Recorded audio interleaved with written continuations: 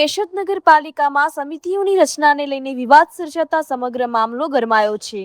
ભાજપાને સ્પષ્ટ બહુમતી મળ્યા બાદ વિવિધ સમિતિઓની રચના થવાની હતી, પરંતુ હોદ્દાઓની ફાળવણી અને દાવેદારો વચ્ચેની રસાકસીના કારણે નિર્ણય મુલતવી રાખવો પડ્યો છે। સૂત્રોના જણાવ્યા અનુસાર સમિતિઓના સભ્યોના નામ નક્કી કરવા મામલો હવે જિલ્લા ભાજપા કાર્યાલય સુધી પહોંચ્યો છે।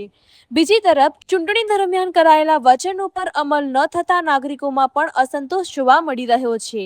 આ વિવાદ આવનારી વિધાનસભા ચૂંટણીમાં રાજકીય અસર કરી શકે છે તેવી ચર્ચાઓ તેજ બની છે।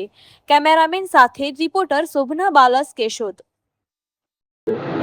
પ્રવીણ વિઠલાણી, કચેરી અધિક્ષક નગરપાલિકા કેશોદ।